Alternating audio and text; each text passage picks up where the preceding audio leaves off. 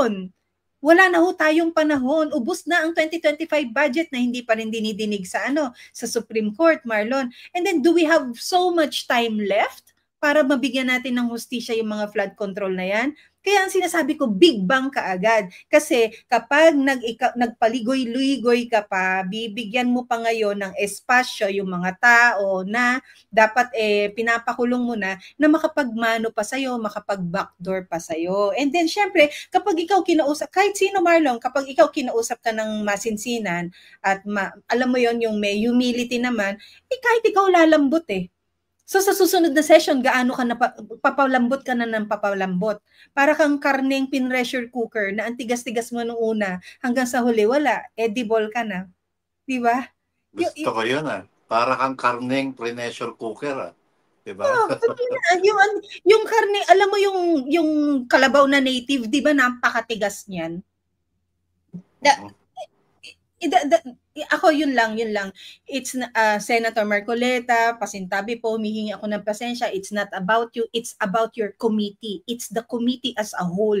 At saka hindi lang ikaw, kung sino man po yung mga co-chair ninyo, kung sino man po yung mga members ninyo, sana po merong pagmamatigas tungkol dito sa nakakapagsumamong kondisyon ng ating bansa. Ganyan, ibalik ko lang, hindi naman kasi pwedeng alam mo, hindi kasi pwedeng sa DPWH lang isa sa mga players, yes, yung nandyan ang budget, nandyan din ang pag-release ng budget, nandyan din ang listahan. Sila din ang makakapagsabi kung sino talaga ang mga nabigyan ng proyekto na hanggang ngayon, di ba, ang sinasabi ng Marcos Jr. sa paglilibot niya, yung banda ron, itong hindi pa namin nahanap yung kontrata na yan or yung project na yan. Pero ang dali-dali ninyong mahanap kung sino si Mary Grace Piatos, di ba? Ang akin dyan, Marlon, the problem is systemic, no? Hindi pwedeng parang sa mo yan parang sa bakuran mo, hindi pwede ang tinabas mo lang yung ibabaw, yung damo na yung tubo ng damo. Hangga't hindi mo kinukuha yung ugat, tutubo at tutubo yan, babalik at babalik yan, na lumihis lang, umiba lang ng direksyon para makaiwas dun sa gwardiya, dun sa iisang direksyon kung saan sila na expose, di ba?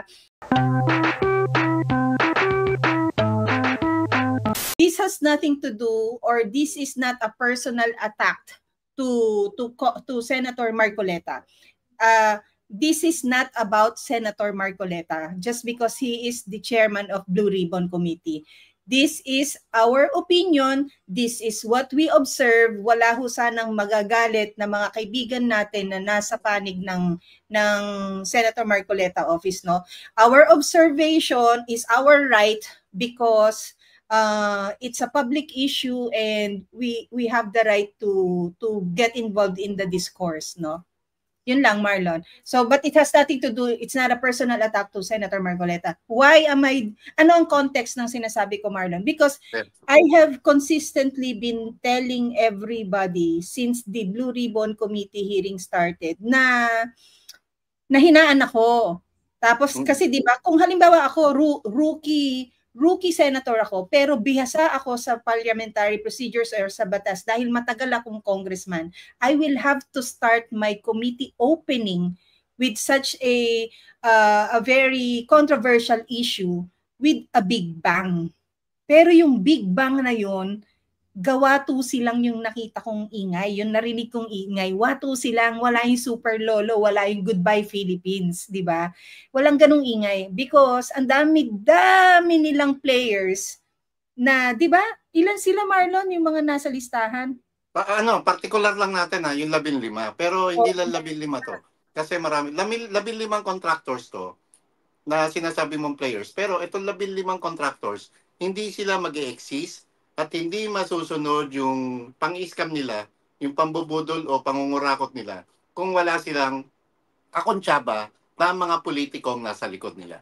Exactly. Merong protector, may mga backer yan, Marlon. Kaya malaya kang nakakuha ng kontrata, malaya kang nakakilos ng ginawa mong, alam mo yun, pandaraya sa mga sa mga bill of materials, sa specifications ng materials na hindi mo sinunod, pero buo kang binayaran. So, this has the backing of big personalities, big political personalities kaya na-execute yung mga proyektong palpak, no? At hindi ko nakita yon sa direksyon ng pagdinig ng Blue Ribbon Committee. And just to support my claim, no, my observation, nagkaroon din ng sarili niyang observation ng isang political analyst na si Professor? Yes, Malu.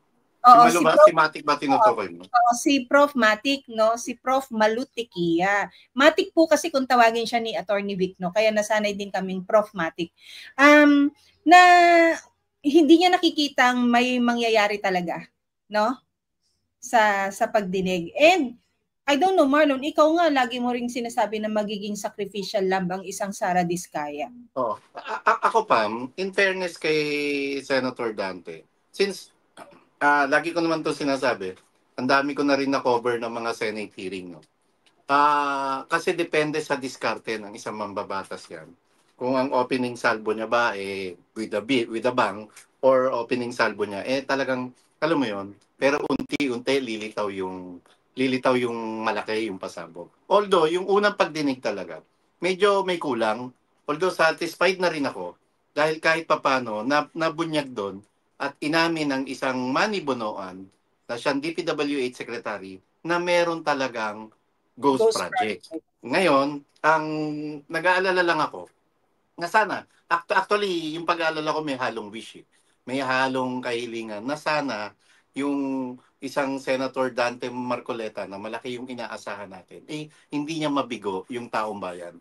Hindi niya mabigo yung sambayan ng Pilipino na uhaw at nananabik na makakita ng tunay na mambabatas, na makabayan, na isang mambabatas na isisiwalat talaga ang lahat ng kalokohan, katarantaduhan ng kasalukuyang administrasyon. Yun.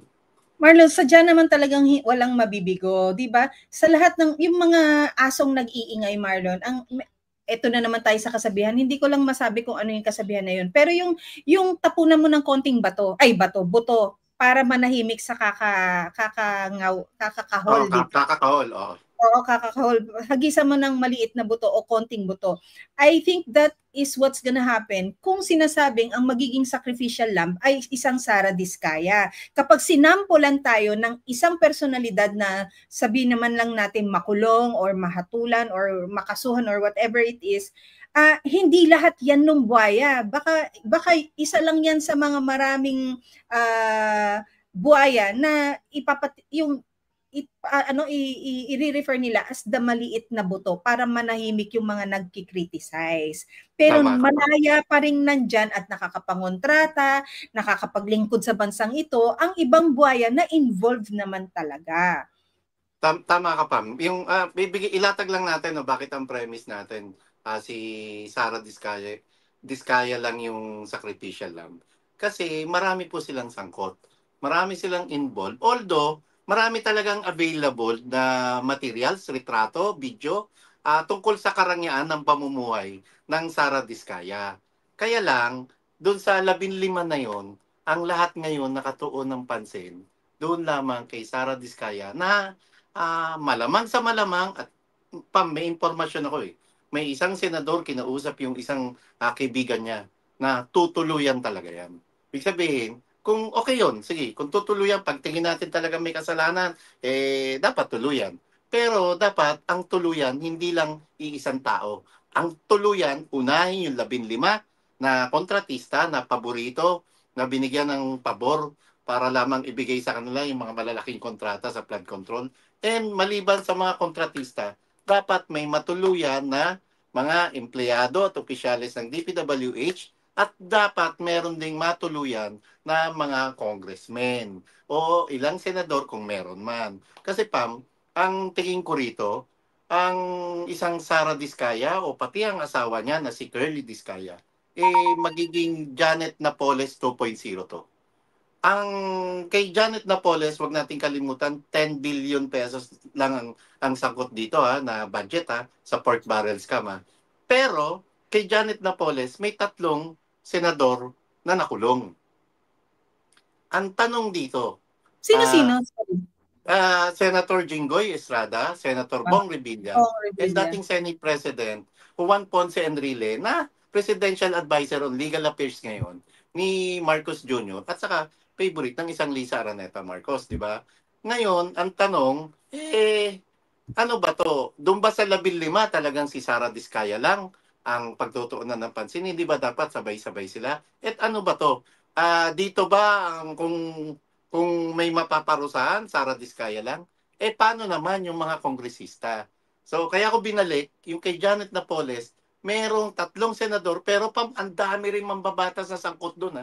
Ang dami, ano rin yun, medyo may pagkakahawig. Mas malala lang talagang sa nangyayari ngayon. Kasi 1.3 trillion pesos ang involved dito sa iba't ibang sa iba't ibang sitwasyon. Pero ang pinakalantaran dito na talagang merong sabuatan. Ang tanong ngayon, sino kaya ang hihilahin o sino ang isasama para diinan ng gusto ang Sara Diskaya? Meron bang mga kongresista? Meron bang mga DPWH official? Kasi yung kay Janet Napoles, kahit papano, may 3 senador, bagaman ang daming senador noon na nawala, na pangalan na nasangkot sa sinasabing PDAP scam, pero nawala. Isa dyan, wag nating kalimutan, isa dyan nasangkot sa PDAP scam ang Bongbong Marcos mismo na ang ginamit na conduit o ang ginamit na pinaka quote-unquote na bagman ay isang Maya Santos. So nawala yun. Ibig sabihin, merong purging, Pam. Sa dami ng listahan, na-purge yung ibang pangalan. Kung bakit na-purge yun, kung magkano dahilan, yun ang hindi natin alam.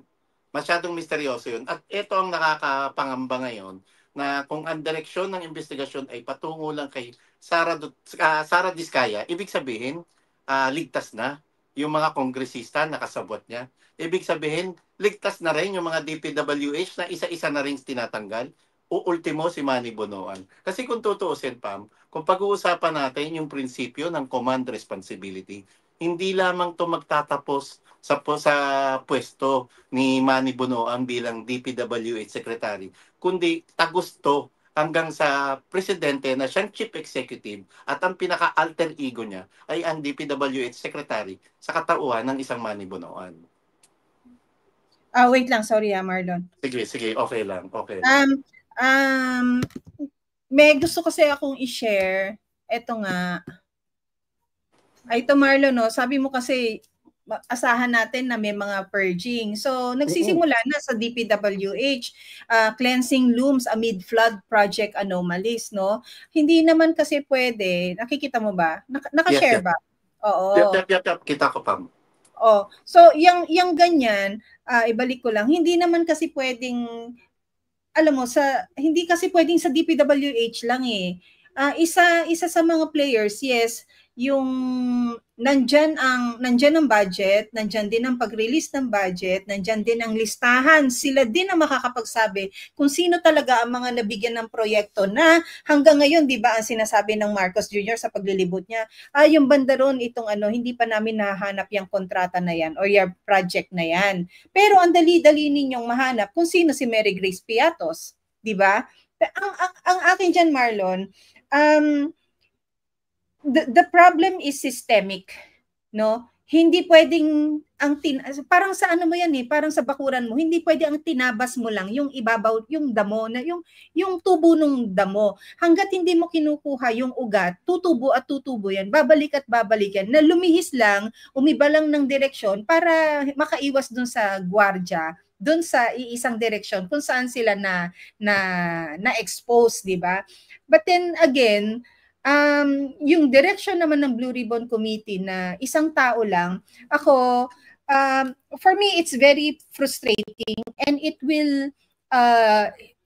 will speak a lot about the sincerity of the leaders we have in our country. Na, alam mo yon, yung hindi ko masabi, yung kapag nandiyan ka na, nakaupo ka na, lumalamya na kung ano yung tapang na ipinakita mo sa unang sa unang pagpapahayag mo ng sarili mo na gusto mo maglingkod. But then when you're there are powers that be na ang katotohanan ay talagang hindi mo kayang ma-ignore.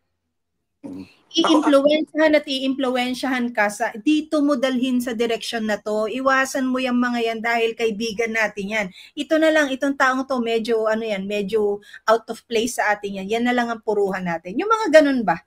Na nakakalungkot, no? Hindi ko nakakadismaya. Yeah. Pam, ako ba't ko nasabi yung apprehension ko? Na mukhang ang direksyon ng investigasyon na to ay sa isang tao lang at pausahan natin na maraming. Yung sabi mo nga, baliwala rin itong pagdinig na to eh. Kasi tulad lang ito ng mga dating pagdinig. Kasi ultimo si Marcos Jr., ayaw niyang pangalanan.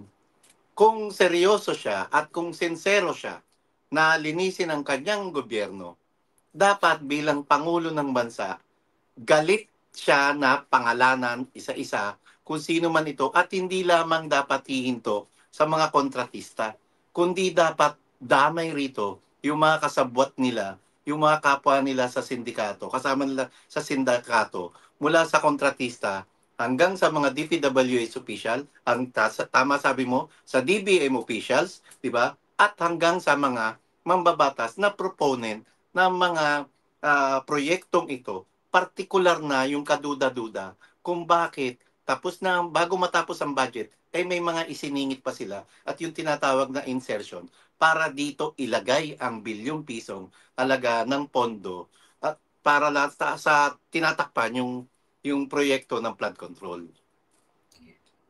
Kaya yun nga yung hindi ko alam, hindi ko na talaga masabi. Ayoko na maging kontrabida ng lahat na lagi ka na lang naninira, pati si BG hindi nakakalagpas sa iyo, pati si ganito, pati si ganyan. But then eventually, yung observations mo, it happens eh. Nangyayari eh. So with Senator Marcoleta na umupo din siya dun sa kanilang programa no na Saganang Mamayan, Marlon.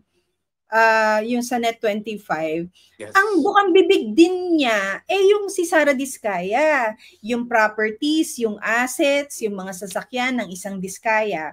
But what happened to SunWest? What happened to QM Builders? What happened to the rest others na sinasabing mga contracting companies ng mga congressmen? 'Di ba? You were once there. You were once a part of that lower house na nakita mo, naamoy mo, alam mo ang baho ng isa't isa, frustrated ka sa mga hindi nila pagrespeto din sa mga naging karapatan mo dapat noon as committee members, as committee chair and all. And now that you are in a more formal setting, more prestigious setting na may sarili kang committee, binigyan ka ng malaking tiwala para sa committee niyan, nasaan yung yung head must roll? Yung names in plural form. Names must be named. Names. And now we are dapat tumutok sa isa, no? Yes, and now we are zeroing in only one name, the Diskaya, yung Saint, anong pangalan? Saint Gerard. Saint Gerard, Saint Timothy, and Alpha and Omega.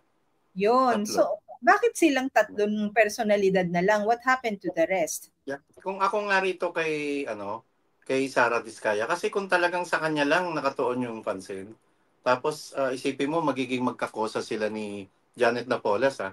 Kung hindi ako nagkakamali, nakakulong na si Janet Napoles ng almost 9 years o more than pa, di ba? Tapos very recent lang, inatulan uli siya ng another 55 years imprisonment, no? Kung ako kay Sara Diskaya and kay Curly, sa asawa niya, magte-tell all ako. Idadamay ko ang lahat. Although si Janet Napoles kasi nag-tell all. Yun din, kaya nga hindi kita masisisi.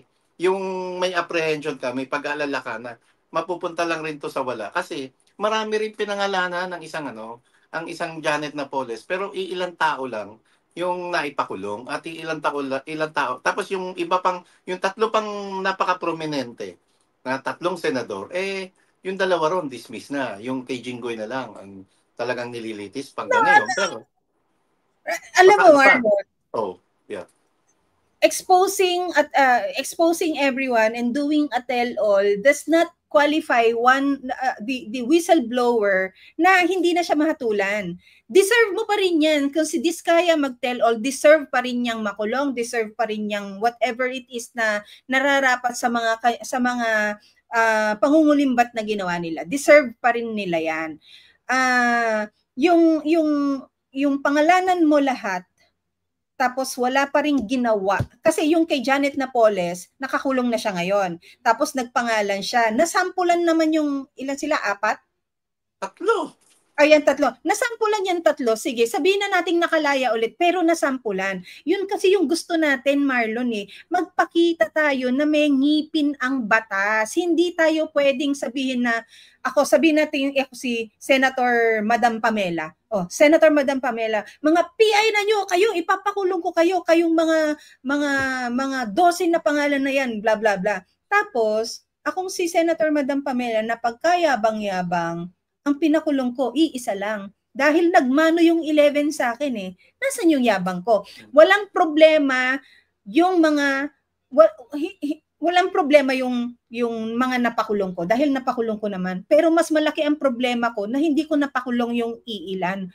Hindi ko natumbasan yung yabang ko ng kung ano yung nararapat na batas na niyabang ko rin sana. Hindi lang yung pagpapangalan, hindi lang yung anything na ganon. Dapat ginawa ko. Ang problema diyan yung senadora. Ako na si Senador Madam Pamela. Ako ang problema. So ang ibig sabihin, wala kang magawang solusyon ngayon. Hindi yan problema ng mga nakaligtas.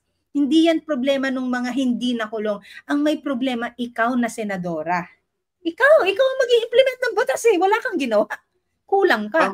Oo, nakakalimutan kong banggitin maliban doon sa 3 senador, nakulong din ang chief of staff ni JPE na si Attorney Gigi Reyes. Tapos nakulong din si Richard Cambe na sumalangit na lang yung buhay. Pero si Pauline, apelyido ni Pauline, CEO siya, dati siyang media, hanggang ngayon nagtatago. So, hindi kita masisisi na magduda. Alam mo yun, na hindi na magtiwala. Kasi nga yung mga previous di ba? Pero ako kasi, masyado pang maaga. And sabagay, kaya natin pinag-uusapan to para ma-call din ang attention nila at maipaliwanag din sa mga katetet kaebo natin, sa mga viewers and subscribers natin, na bantayan natin to. Na wag lang tayo makontento kung ang Sara and Curly Diskaya lamang yung kanilang didiinan at makukulong. Tapos, yung mga katauhan ng isang Saldico, yung sila Garjola, yung iba pang mga kongresista, 'di ba? At iba pang mga nakinabang. Gayon din yung mga DPWH official. Dapat damay-damay to. Kaya ako naman sinabi mag-tell all kasi mga loko kayo. Ginamit nyo kumpanya ko, oo, pinayaman nyo ko, pero nagpakayaman din kayo dahil sa kumpanya ko. So, damay-damay to dapat. Ang problema nga, yung kay Janet Napoles, yung sa karanasan ni Janet Napoles, may mga tinukoy siya. Ultimo nga Mont Blanc na ballpen ni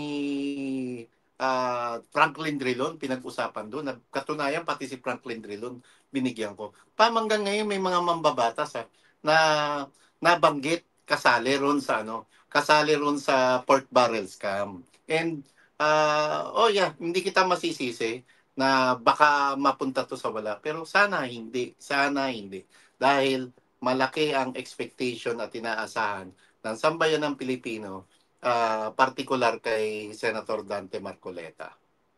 Hindi naman to mapupunta sa wala. Kasi nga may sacrificial lamb Kapag naman nabatuhan mo rin ng maliit na buto, sasabihin pa ba? Ang isasabihin lang sa'yo, binigyan kita ng maarte ka pa? Yun ang sinasabi ko, yung ganong attitude ng isang mambabatas, ng isang naglilingkod sa bansang ito na parang, eto ang konti. Anong ginangal-ngal mo dyan? Sapat ba ang konti? Tapos yung lahat ng sobra nasa iyo?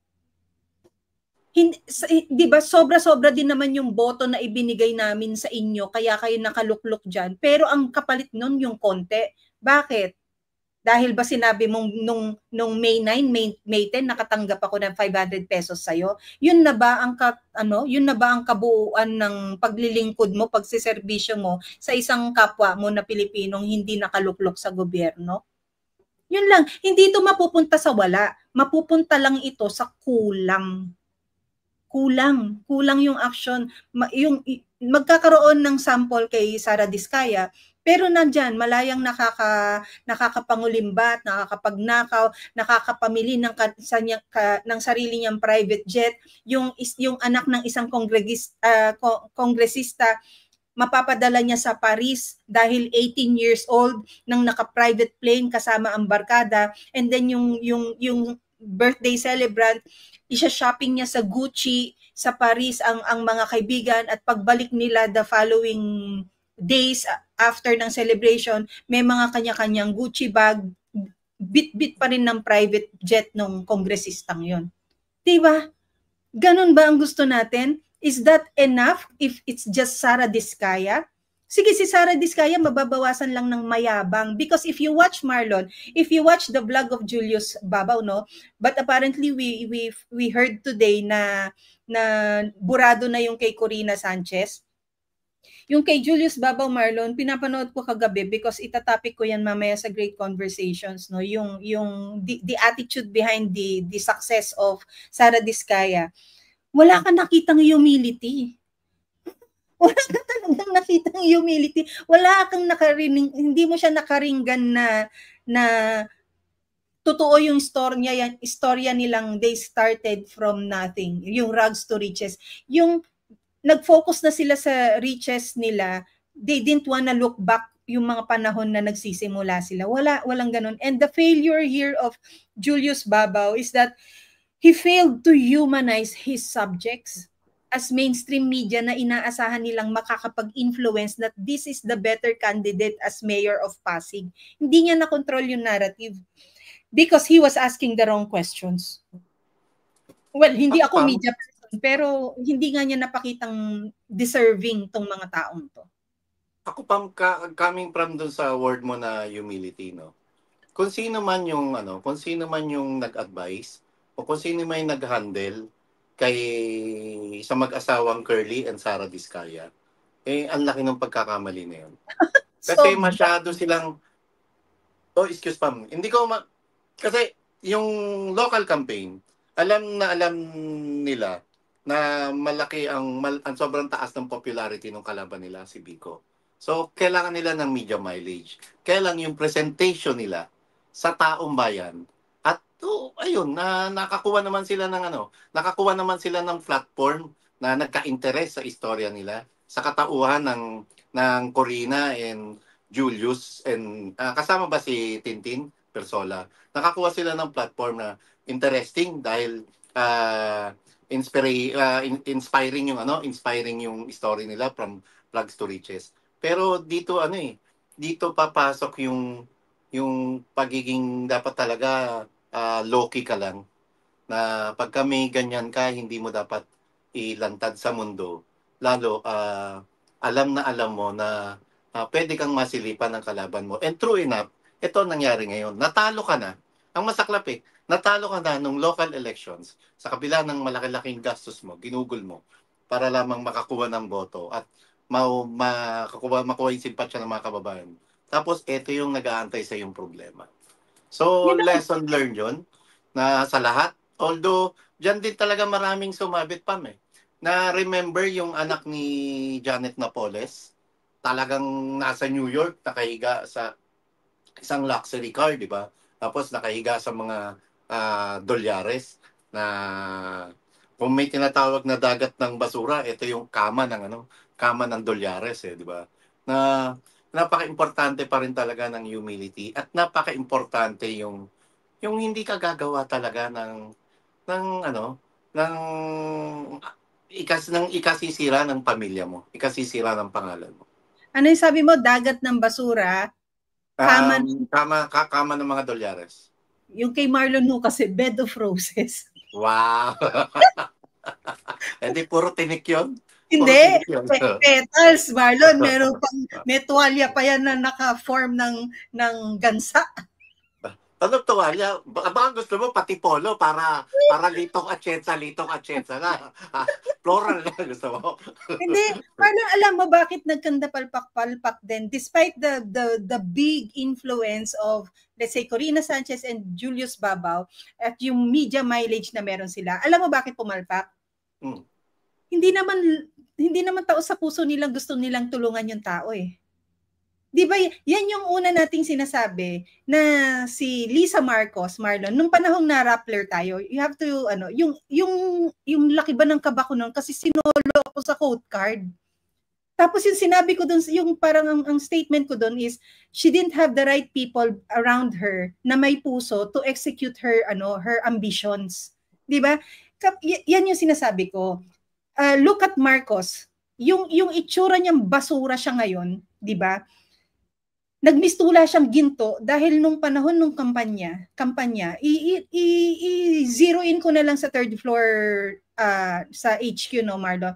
Yung mga taong nagsulat ng mga press releases niya, ng mga papuri sa kanya, may puso. Ang nire-reflect nun, puso mo, puso nung paglilingkod kong makapag-assist sa inyo, yung sulat ng mga kaibigan natin na meron ding pangarap para sa Pilipinas at para sa mga anak nila, yun ang nag-reflect sa sumusulat dahil may puso, naniniwalang tutulong. Julius Babaw, Corina Sanchez allegedly accepted a hefty amount para sa interview na yan. Do you honestly think kapag ako nabayaran na, gugustuhin ko pa bang, ay, kasi Marlon, nasa pag-e-edit din yan eh. It was not live. Sana sa pag-e-edit ko, na-assess ko na, Ma'am Sara, take 2 kaya tayo. Kasi medyo hindi po maganda kung papakinggan ng ordinaryong tao. Hindi po magandang yung lumabas sa edit namin. Take 2 po tayo, ganito po ang gawin. Sana may ganon. May assessment. Meron yung post-assessment after edit na mas gawin natin mababa ang loob ninyo para swak kayo sa tao. Sana ganun. Hindi yung, ma'am, hindi yung, sige na, mayabang naman talaga tong taong to eh. Post ko na lang, bayad naman na ako. Allegedly. Yun, wala kasing puso ang ginawa. So, ganun din sana dito sa Blue Ribbon Committee, Marlon. Sana mas mangibabaw yung puso. Mas mangibabaw yung paglilingkod dito sa bansa. Hindi yung pangingibabawan ka ng powers that be na, oh, nakaupo ka na dyan ha, dahil din sa akin yon. Resibo time, it's payback time. Dapat hindi ganun. At saka dito damay lahat. Walang o sige, exempted ka. 'Di ba? Lahat, please. Lahat. Yun lang yun. At kasi kung pipiliin lamang natin yung aakusahan natin, yung kakasuhan natin, at ipakukulong natin, yung cycle ng corruption nandyan lang yun. Hindi mawawala. Hindi mawawala. Kaya kailangan, mula sa mga kontratista, hanggang sa kakonsyabal sa gobyerno, hanggang sa mga kongresista, dapat damay-damay na sila. Yun lang. Yan. Ang bigat, no? Ang hirap na pag nag-vlog tayo, no? Napapare-pare tayo napapabuntong hininga dahil sa bigat ng sitwasyon. Ako, again, this is not about just Senator Marcoleta. It's not about... naman siguro nila, Pam, naintindihan naman nila siguro. It's not just about him. Don't make it about you. Make it about this country. I will speak for myself. If I have, sino lang ba ako, Marlon, napakaliit ng boses ko, pero ang daming na-offend sa maraming na-offend sa comments na it was just the opening of the committee, blah blah blah, parang masyado ka naman nagmamadali, yada yada and all. Hindi ho 'yun.